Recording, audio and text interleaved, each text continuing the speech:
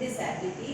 इसकी यूनिट 2 हम आज डिस्कस करेंगे। यूनिट 2 में 5 सब यूनिट्स हैं। आज हम डिस्कस करेंगे 2.1 fundamental elements of inclusive education, inclusive school. तो इंक्लूसिव स्कूल स्टार्ट करने के लिए और इंक्लूसिव स्कूल में कौन कौन से पॉइंट्स को हमें अपने माइंड में रखना चाहिए कि हमें ज़रूरत होगी उसको स्टार्ट करने के लिए, तो वो सारी चीज़ें जो हैं हम आज की वीडियो में कवर करेंगे।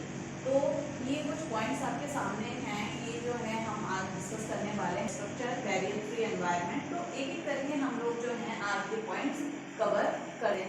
तो फर्स्ट जो है हमारा एडिक्वेट इंफ्रास्ट्रक्चर। तो क्या जो हम स्कूल बनाने जा रहे हैं, जो उसका इंफ्रास्ट्रक्चर है वो बच्चों की नीड के हिसाब से है या नहीं।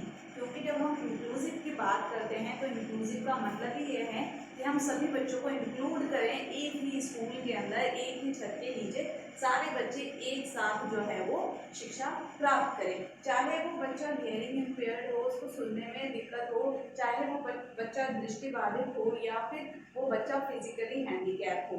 तो मतलब उन सभी बच्चों को एक साथ एक ही छत के नीचे शिक्षा देना जो है वो हमारा इंक्लूसिव के अंदर आता है। तो इंफ्रास्ट्रक्चर की बात करें तो इंफ्रास्ट्रक्चर ऐसा होना चाहिए जिसमें सभी बच्चे आसानी से इंक्लूड हो सके। वो स्कूल में जो है ईजिली कहीं भी जा सके, वॉशरूम जा सके, किसी दूसरी क्लास में जा सके, अगर उनको खाने के लिए नीचे जाना है तो वो वहाँ पे भी जा सके। मतलब इंफ्रास्ट्रक्चर बहुत अच्छा होना चाहिए। जैसे रैंप की हमें जरूरत पड़ेगी किसके लिए, फिजिकली चैलेंज के लिए, और टैक्टाइल पाथ हमें चाहिए होगा किसके लिए, जो विजुअली चैलेंज होंगे।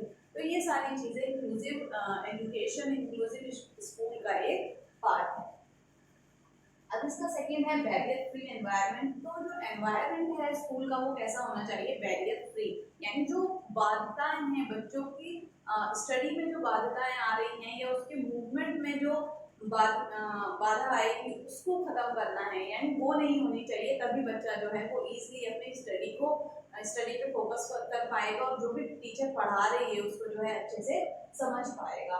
तो इसके अंदर सारी चीज़ें इंक्लूड हो जाती हैं। टीचर्स, पेरेंट्स, टीचर्स का एटीट्यूड, जो अदर स्टूडेंट्स हैं उनका स्टूडेंट के प्रति क्या जो है बर्ताव है, कैसा उनका रवैया है, उनका बिहेवियर कैसा है, ये सारी चीज़ें, स्कूल का जो स्टाफ है वो कैसा है, ये सारी चीज़ें, प्लस जो सिस्टम है हमारे स्कूल का वो कैसा है, ये भी सारी चीज़ें इसके अंदर इंक्लूड हो जाती हैं। यानी पूरी तरीके से जो है उसमें कोई बाधा नहीं होनी चाहिए, और जो एनवायरनमेंट है वो बहुत हेल्दी एनवायरनमेंट होना चाहिए जिसमें जो है बच्चा आसानी से जो है पढ़ सके और अपनी शिक्षा को प्राप्त कर सके।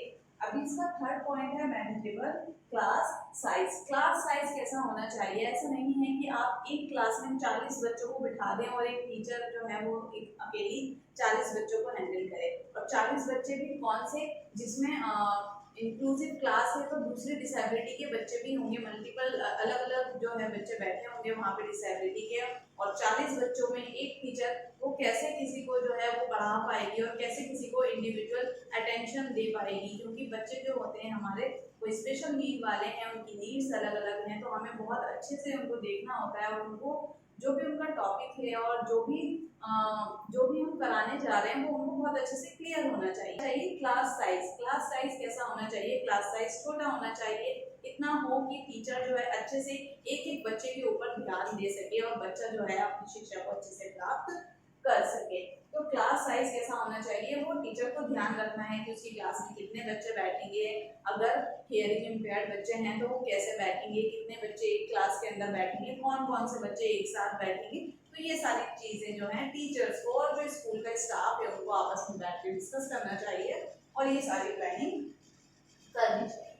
अब क्लासरूम मैनेजेबल, अब इसमें क्या क्या है, इसमें सारी चीजें इंक्लूड हो जाएंगी। अभी हमने क्लास साइज की बात कर ली। क्लास साइज के साथ साथ स्टूडेंट टीचर रेशो, यानी एक टीचर है तो उसके साथ कितने स्टूडेंट्स होंगे, अगर 2 टीचर हैं तो कितने स्टूडेंट्स होंगे, ये सारी चीज़ें भी जो हैं देखनी होंगी। और स्टूडेंट्स लर्न टुगेदर, अभी इसके अंदर ये भी चीज़ आ जाती है कि सभी बच्चों को हमें एक साथ शिक्षा देनी है। सभी बच्चे क्योंकि इंक्लूसिव हैं तो सभी बच्चे उसमें इंक्लूड हो जाते हैं। नॉर्मल बच्चे भी हमारे आ जाते हैं, फिजिकली हैंडीकैप बच्चे भी उसमें आ जाते हैं, और जो हमारे दृष्टिबाधित बच्चे हैं माइल्ड रूप से उनको भी जो है हम इसमें इंक्लूड कर लेते हैं। तो सभी बच्चे एक साथ एक ही छत के नीचे जो है वो शिक्षा प्राप्त करेंगे।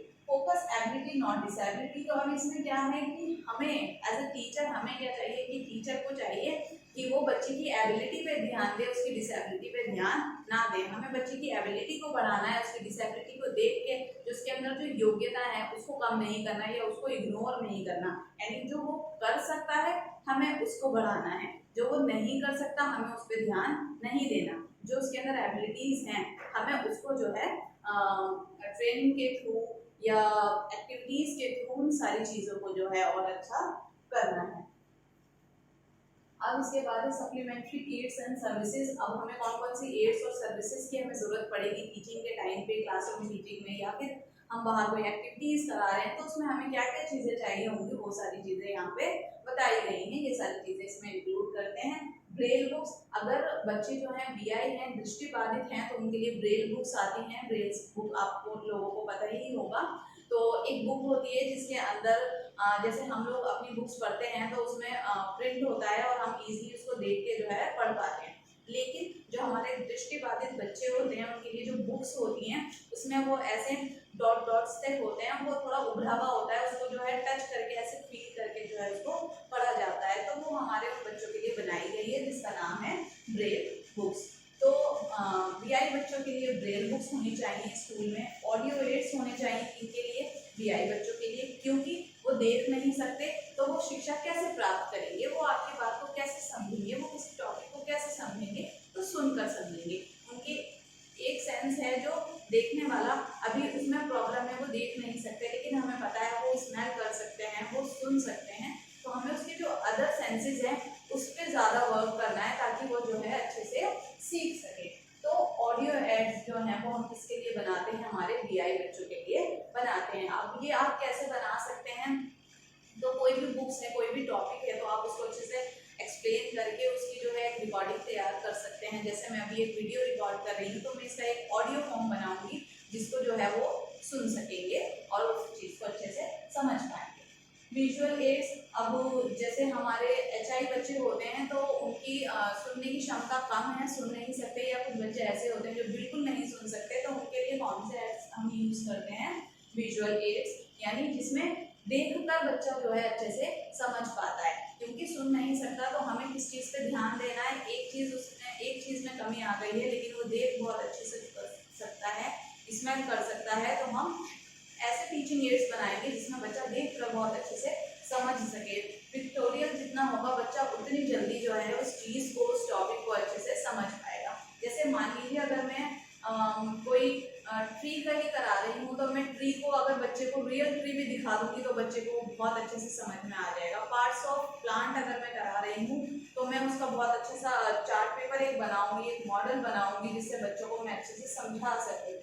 और साथ में मैं कोई वीडियो दिखा सकती हूँ जिसमें वो पूरा प्रोसेस उसका दिखाएगा कि स्टार्टिंग में हमने बीज डाला, फिर वो बीज जो है थोड़ा बड़ा हुआ, उसकी जड़ें निकली, फिर वो आगे बड़ा हुआ, उसके पत्ते निकले, उसमें फूल निकला, फिर वो फल आया और वो हमने खाया। तो क्या उसने उसको देख के बहुत अच्छे से उसको समझा। तो ये सारी चीज़ें इन बच्चों के लिए बहुत ज़रूरी हैं। प्लेइंग मटेरियल्स, अगर क्लास में छोटे बच्चे हैं तो उनके लिए प्लेइंग मटेरियल्स भी बहुत ज़रूरी है, क्योंकि स्कूल का एनवायरनमेंट ऐसा होना चाहिए जिसमें बच्चे का आने का मन करे। ठीक है, क्लासरूम अगर अट्रैक्टिव होगी तो बच्चा क्लास में आएगा, अदरवाइज उसका क्लास में आने का मन नहीं करेगा। तो प्लेइंग मटेरियल्स भी क्लास में होने चाहिए बच्चों के लिए। ऑडियो विजुअल एड, जैसे अभी हमने बात की ऑडियो एड जिसमें सिर्फ सुनने से रिलेटेड हमारे टीएलएम्स आएंगे, टीचिंग मटेरियल्स आएंगे।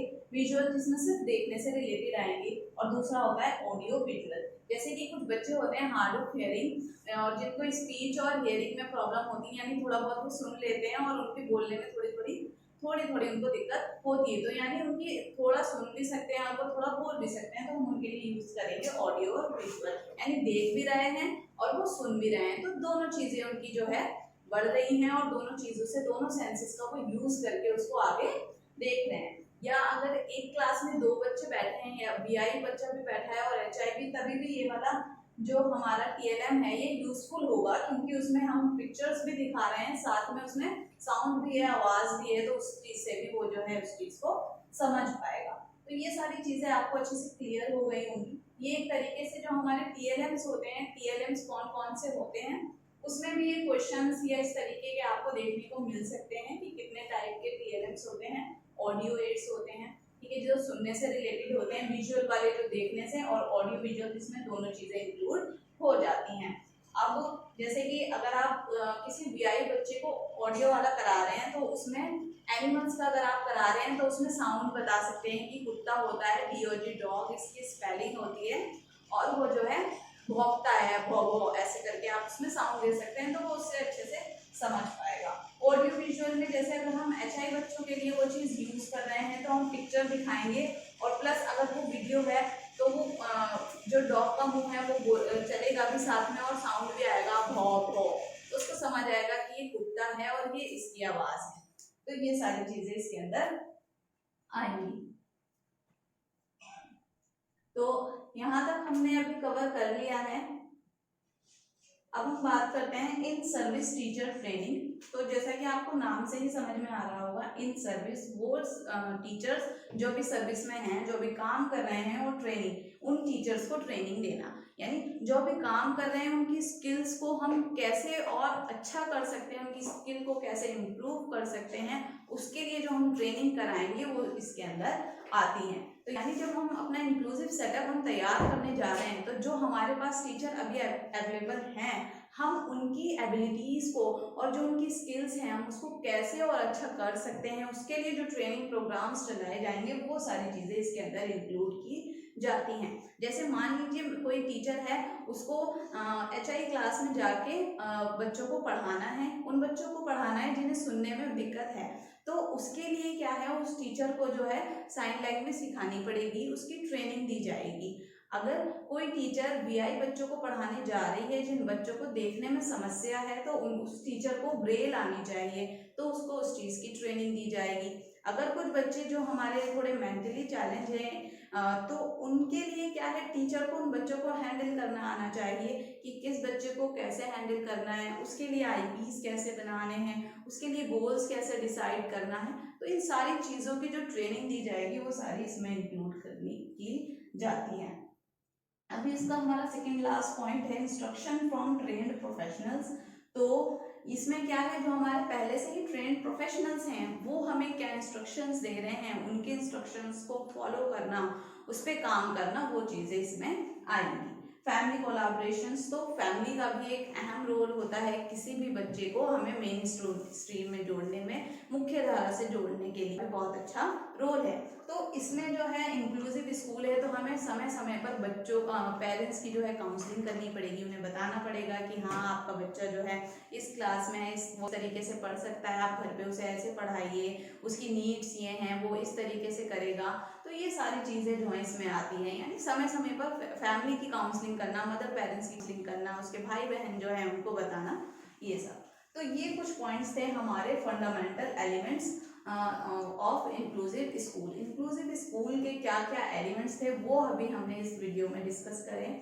तो होप कि आपको ये सारी चीज़ें बहुत अच्छे से समझ आ गई होंगी, और जो है अगर आपको इससे रिलेटेड कोई भी डाउट है, आपको कुछ भी पूछना है, तो आप कमेंट सेक्शन में पूछ सकते हैं।